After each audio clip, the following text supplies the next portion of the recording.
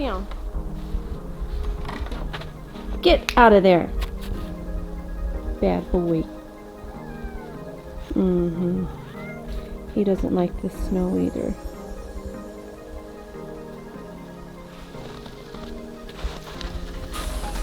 This morning, misery in Texas. It's really freezing. It's horrible. Millions statewide spending another night in the dark without electricity, heat, and for a growing number, running water. Flooding homes, only adding to the nightmare. State officials offering little guidance on when any of it will be over. Every source of power that the state of Texas has been compromised. Whew. The 1800s is the last time Texas saw something to this degree. It's definitely not something I thought could happen, would happen, or that we were even ever going to be in a situation that we had to go without to this degree. It's interesting because it follows such an interesting year. I mean, 2020 was something. 2021 was like, hold my beer, got more for ya. I don't believe that we're handed more than we can handle, though.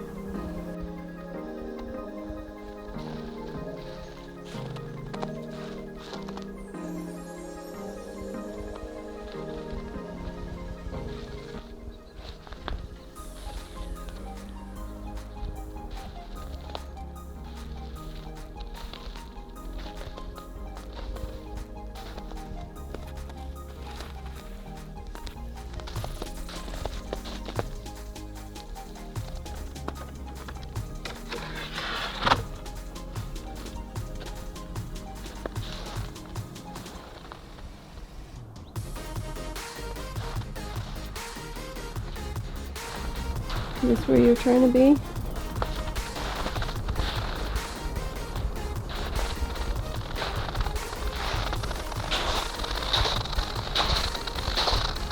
I still took the trash out.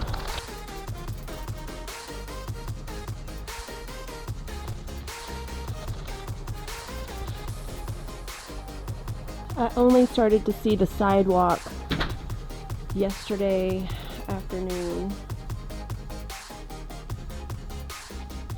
I'm sad about my calendula flowers. I'm glad I got all the flowers that I did. I have enough to make a few batches for some salves. And my yarrow. The morning after Valentine's Day, as we woke up, we looked out the window and saw how thick the snow was and instantly realized how cold the house felt. Sid was in a rush to get to the airport and getting his things together and realized that the lights weren't coming on. Our electricity was off. We were in darkness. And I know he felt bad because he had to leave me in the cold and get to the airport for his job. And he started rushing to get the fireplace going. It was a struggle.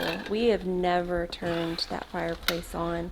We didn't know what to expect.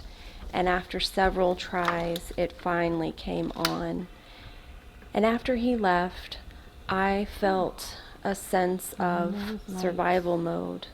I wasn't sure when the electricity was going to come on, but as we realized our gas fireplace was working, I was like, well, we have a gas stove. Let me see what I can do with what we have. And it took a few tries to get the stovetop on. It did take me lighting it when the gas hit, and so I felt a sense of relief knowing that I could boil some water because I had a priority of some coffee too. My phone was working, so at least I had a lifeline to go and search the news and see what was going on. And I had the ability to make myself some pour over coffee with the fresh grounds that I had ground up. I feel so very blessed and lucky that all in all, during the week that we had such frigid temperatures, it was historic. Texas has never seen anything like it. But I only went without electricity for a total of 24 hours. I was in constant fear of my water pipes bursting. I wasn't sure exactly what to do. I hadn't been in that situation before.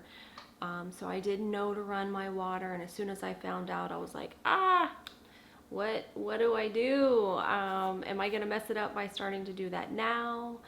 I was making sure that water was on a pot on my stovetop, and during this I was learning what other people were dealing with. I feel so lucky. There are people that just got water a week and a half later. That's scary to think that. And it wasn't safe on the roads. It was thick ice, and I was hearing people that did venture out. There wasn't supplies, there wasn't eggs, there wasn't milk, there wasn't basic things. And it got us very much in the mindset of trying to make sure that we're more prepared for something like that. We had already been along those lines, being more self-sufficient with food, and we're in the process of preparing for that. But it made me start looking at generators. Like, I learned a lot about generators just because this happened, and I don't know when we'll see something like that again, maybe in 10 years, but I feel like when you live in a place like Texas, you have to be prepared for a storm. Our home has been hit by a tornado. We were displaced a few years back, and our neighborhood here, people that stayed at home, they survived without electricity for more than a week. So I was looking for things that would help us maintain ourselves at least for a few days if something like that happens, because we were not prepared for that. But coming out of it and only having to go without electricity for that short period of time, not having any of our pipes burst, I can't tell you how truly thankful I am. I am so very thankful.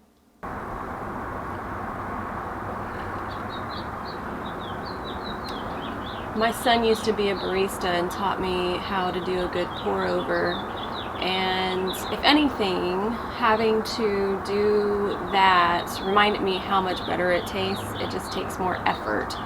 So I have revisited that again. Comment down below and let us know some of the stuff that you do to prepare for your family when there's no electricity or things like that, because I'm looking for some ideas. We have a mess of a cleanup to do in our yard. The timing couldn't be more eerie because we are packing up and preparing to sell our house. We have a lot of things going on. The storm pushed things back a week for us, but it has added a few extra things on our plate. If you like this video, if you could give us a thumbs up, that would be great. It helps our channel out, and just kind of see what's going on with us, especially when something like that happens.